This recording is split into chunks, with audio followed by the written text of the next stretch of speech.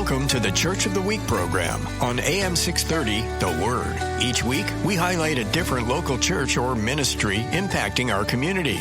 Now let's welcome our Church of the Week host, Chad Shapiro, and today's guest. Hey everybody, my name is Chad Shapiro. We want to welcome you to the Church of the Week, and it's a program that is featured on AM 630, The Word. It is sponsored by Let Us Unite, which is a big event that is coming Memorial Day weekend 2025. But I am honored to be here with Dr. Darrell Horn from the San Antonio Baptist Association and David Garcia. I get the blessing of partnering with these guys very often. I lead Pastor Strong Initiative, which is to help pastors, holistic health, and also the area rep for Texas Baptist in this area. So we get to work together quite a bit. And Dr. Horn, I want to thank you so much. I was telling the producers here that I used to do the show back in the day for my church that was actually planted out of the San Antonio Baptist Association. Could never have done it without you, and would be on the air quite a bit. And you built that beautiful studio in there, and seeing shows like this maybe had you think maybe of me able to come help. And then God has been so good to let me learn underneath you, and I'm still learning to this day. So I thank you for that. Maybe talk a little bit about what is the San Antonio Baptist Association? Maybe if there's some people that are listening or learning about it for the very first time. The very first Baptist Association was created in 1707 in Philadelphia. And it was created for churches to work together to help each other. And, you know, when they don't have a minister, they have an association that can help them. We're over 300 years later. Baptist associations are still around, still thriving. There's over 100 in Texas. Wow. San Antonio being one of the larger ones. We're very thankful that we get to help churches, because it is the local church that God has called to propagate the gospel. We get to come alongside and help. San Antonio Baptist Association was created, I believe, in November, but the year was 1858. That's a long time ago, 167 years. We are distinctly Texan. We're distinctly San Antonian. We grew up with the city, so to speak. 167 years. I always remind everybody, I wasn't the first director. I've only been here 10 years. Yeah. Some people ask me because I have gray hair. But we exist to connect, encourage, and support churches. And we do that for kingdom impact. It's not about building our own kingdom. It's about building God's kingdom, connecting churches, supporting churches, encouraging pastors, encouraging churches. That's why we have existed all this time. There have been a lot of directors, a lot of churches planted like yours. You actually spent time on our staff with us. And it was a good time. We see God doing some new things, some great things.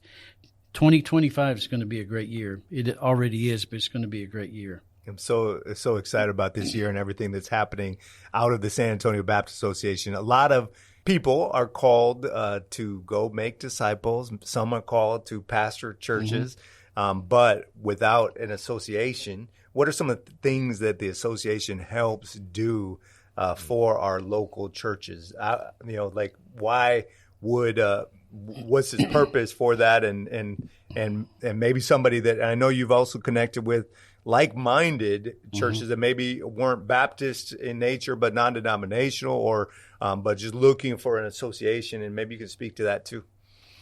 We help churches with almost anything that they need help with.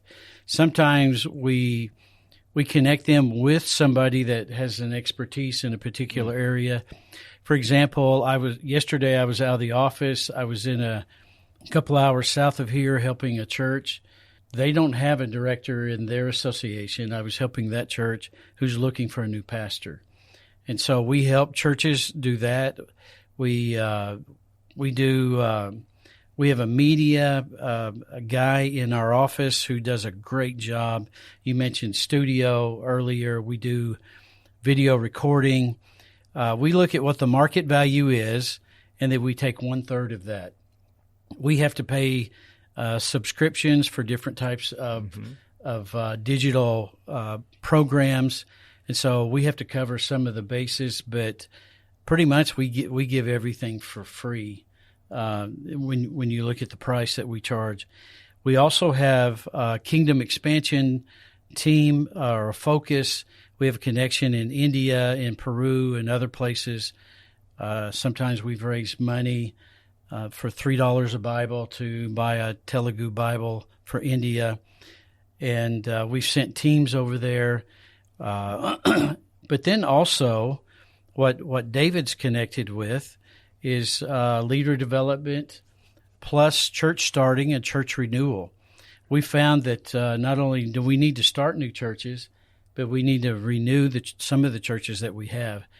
Many of the churches that feel like they're doing well, that's the time you need to start looking at the next curve or the next phase of what's happening while things are going well. So we do church starting, church renewal, and we do leader development. We have a number of things in our association that we do for development. David's focus on our staff is spiritual formation. That is a vital thing for all of us leaders because we need to be formed spiritually into maturity. Yeah. Romans 8 says that God is, the Holy Spirit is working to conform us into the image of Christ. But David works on our staff doing, he'll talk about Kairos, which is a theological education that we provide. We're a campus. It's an accredited opportunity for theology. And then we do church starting and church renewal in cohorts, and that's part of David's responsibility also. Maybe you could talk a little bit about that. Yeah, a lot of responsibility. Thank you for being here. David is a pastor in our city as well as a great friend of mine too, so I'm excited to be here with you both. And maybe you could talk a little bit about what you're doing there. Yeah. So, I mean, first of all, spiritual formation, right? It can mean a lot of things. Yeah. And so I would say at Sabbath right now, we have a united heart of moving through the next few years in particular of handling spiritual formation and multiplication of God-called leaders and pastors. So it's not just for pastors. It's also for those who are called to lead within the church and reach people with the gospel at the same time. The word that sits on my heart quite often in my focus is longevity. And so when I think about the guys that I'm helping to pour into, lead, and all that, longevity is important to me. The first thing is obviously having them spiritually healthy, making sure that they're cared for, loved on, soaking in the presence of Jesus as much as possible, and that they have the support system that they need, which is a lot of Pastor Strong and our coffees that we offer and things like that. Just getting them surrounded so that they're not walking through ministry alone. I think the second step to that would definitely be equipping them. And so making sure that they're resourced the way that they need to be resourced. Obviously, we can all do things different ways, right? If I grab 3 different guys and go, God wants you to dig a hole, you need to do it with your hands.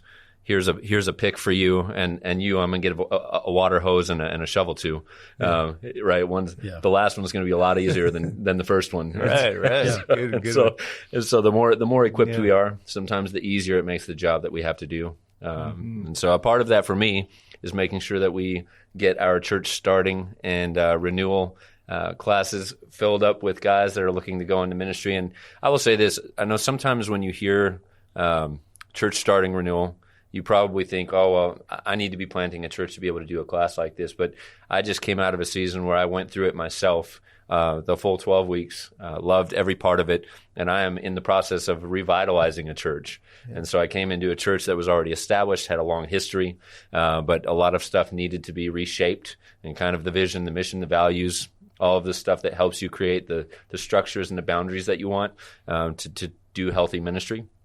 And so it was a huge blessing for me being able to bring those guardrails in and help my staff understand the heart behind stuff. I would say that's probably the hugest value add to our church starting a renewal class is that every single competency that we go through starts off with the spiritual foundation of how to approach it biblically from the heart of God. Amen. And that right there is going to give you the amount of help that you need to move forward even if you don't catch everything within the time that you're sitting in class. Yeah. Right? You mentioned competencies. There are 12 core competencies in the material. You've taught the material. I love it. You went through it yourself. 12 great core competencies that guide the training. It would be good for anybody. Anybody that's even not in leadership in a church, but just to understand what church is about, what the purpose of the church is, what leaders go through. Sometimes people don't understand what the pastor or the different leaders go through. But the good thing, David, having gone through it, is now leading it. And another good thing about it is it's in cohorts, which you get to start with some guys. You develop friendships.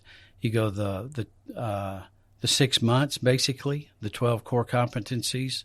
And so I know David's looking for new guys to go through it. Yeah. So if you're interested, contact David. We would love to talk with you about that. And if I could, I know many of you guys may be thinking, I'm not sure if this is for me or not. I don't know if I'm called to pastor a church, but like Dr. Horn said, you could use this information in a lot of different ways.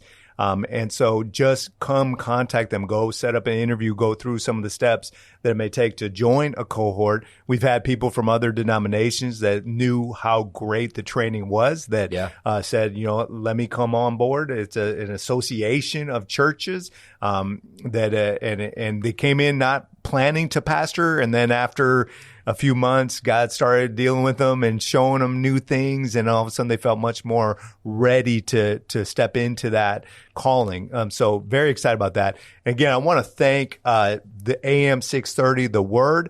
You can find us on KSLR.com. We are the Church of the Week. And today we're dealing with an incredible association of hundreds of churches here in San Antonio. And this program is sponsored by Let Us Unite, which is a big event that's coming Memorial Day weekend, 2025.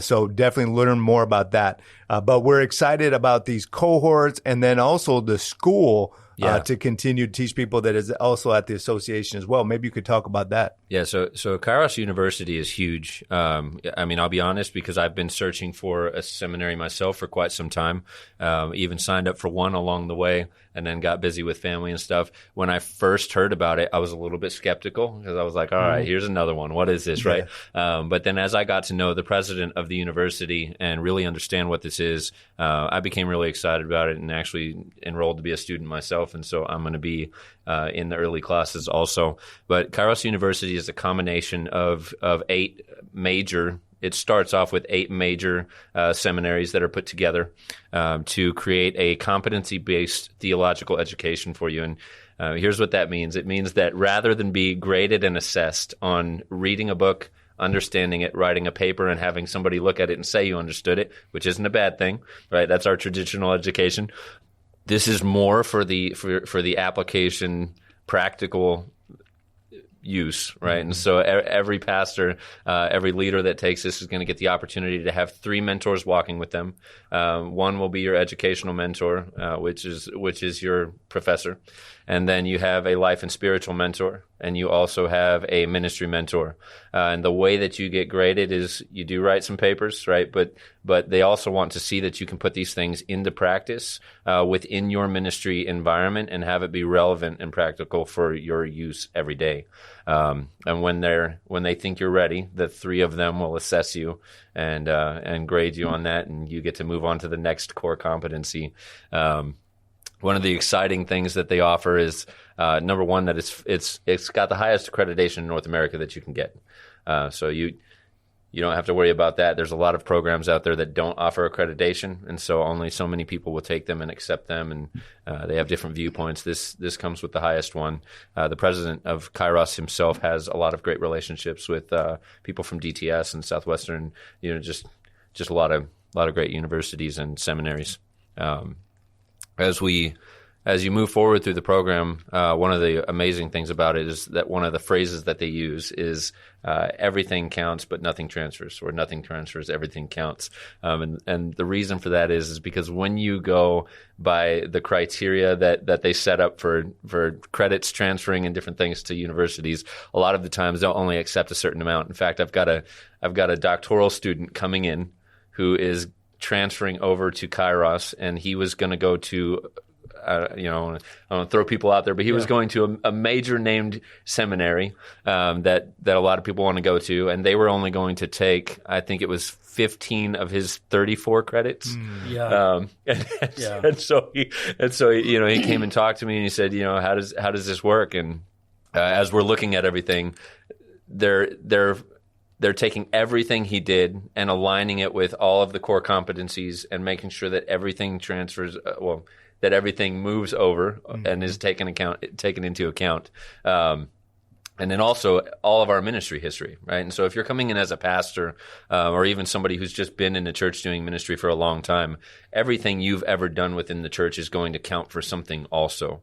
That relevant experience will also be assessed and moved into those core competencies as well. And because it is competency-based. It is. You get to count all that. Yes. Yeah, you get to count all that, which is amazing. And so, that being said, I know sometimes when you're talking about this stuff like this, one of the things that the president of Kairos was very sure to say to me when I met with him in person, he said, "This is not an easier or faster way to do seminary.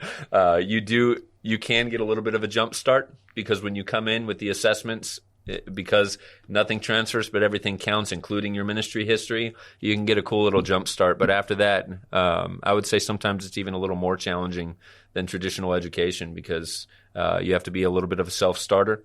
And you have to really be a self-starter because it's your pace is based upon your work and your family life and ministry, and you might study late at night when everybody's asleep, but you have to be a self-starter to get through. Yeah, but, you definitely but that's the good thing, I think, because it's flexible. It meets your schedule. You can do it when you can do it. They do meet in person in a cohort, but there is work that's done outside of class. Once again, it's a cohort-based, competency-based. Yeah. It's monthly payment. That's one of the beautiful parts about it, right? And we all know, any of us who have done some education or have yet to do it, we know how much it costs. And all the way, the price doesn't change for this until you get to your PhD if you choose to go that direction. But all the way through a doctorate of ministry, it's $300 a month, so you're looking at $3,600 a year. Not bad. Yeah. That's really good for a legitimate degree. Degree. It really is. It really is. It's amazing. Like we've mentioned, there are some real key things that we as an association thought would be good if we become a campus and open this up for our own guys who can't go to a traditional theological school. Like I moved my family. I had 5 kids, moved my family, looked for another church. I mean, we arrived with very little money in the bank and didn't have jobs, and God provided. But this, you don't have to transplant yourself. You get to stay put. It's flexible. It's a great value. There's not much like it. There's not. That was the biggest thing for me. Yeah. I mean, I'm the lead pastor of a part-time, full-time lead pastor of a church, right? Yeah. I also work for the San Antonio Baptist Association. Yeah. I have 4 kids that are, and you don't have any nothing to do. 17, 16, 5, and 2 are my kids' ages, right? Yeah. And then obviously, I'm married, and so your heart, your resources, your time, your money, they all go into those arenas, and you have to find space to actually continue to learn and grow and equip yourself for, like I said, my word is longevity. And so it's, it can be a challenge to do that. So this is very flexible, very affordable. And flexibility wise, one of the great things about it also is that when you get into a cohort and you start learning, the first thing that you do is you kind of learn, the media side of things that you're going to be using.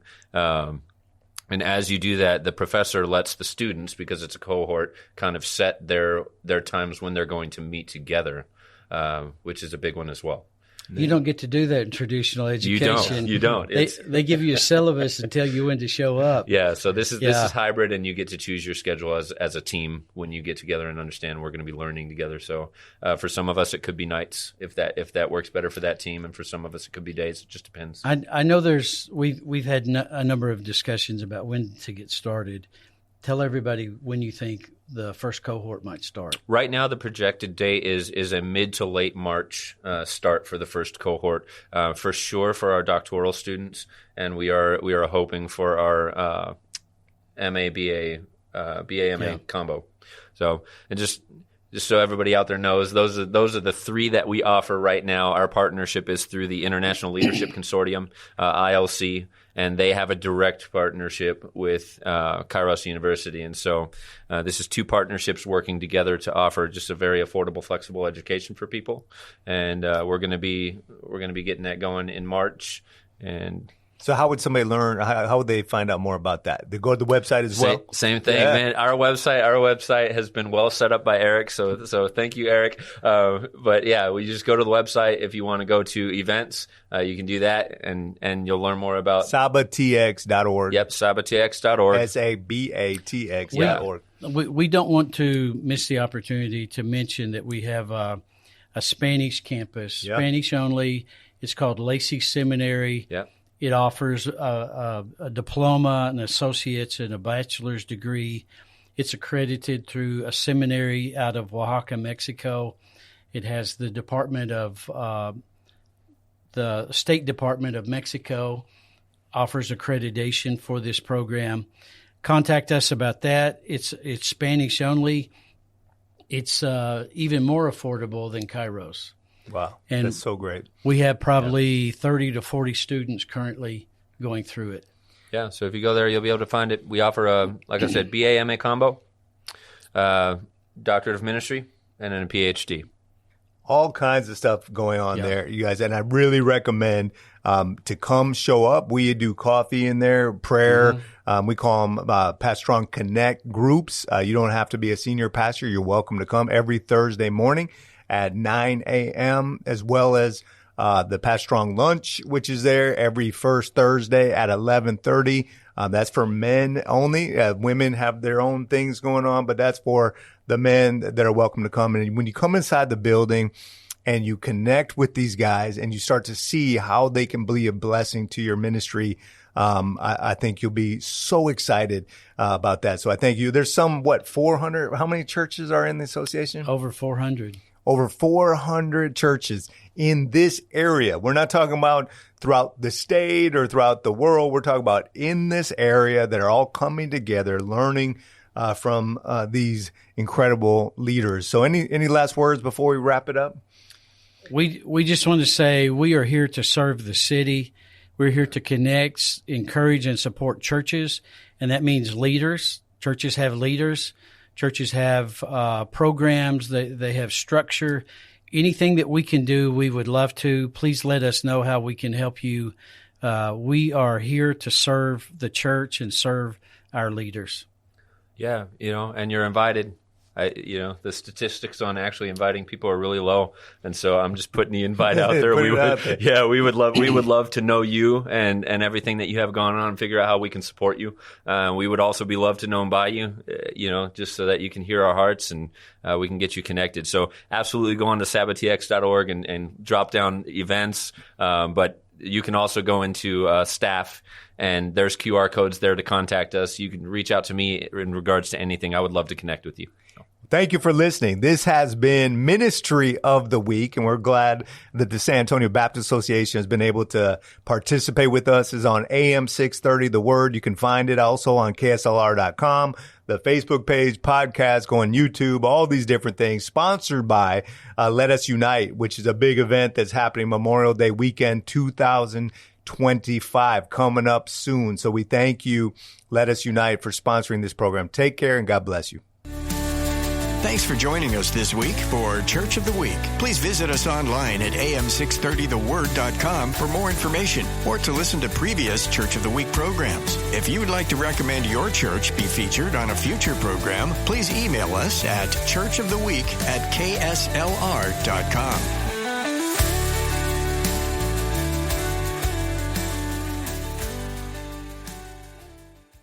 In 1925, 7 local pastors united San Antonio in prayer, and thousands were baptized and came to faith. This Memorial Day weekend, let's commemorate that revival. Join believers across San Antonio on May 24th to 26th at San Pedro Springs Park as we explore our rich faith history, experience celebration, and expect God's presence together. Meet us at San Pedro Springs Park, May 24th to 26th. For more information, visit us at letasunite.com. One city, one church, one mission. Letasunite.com.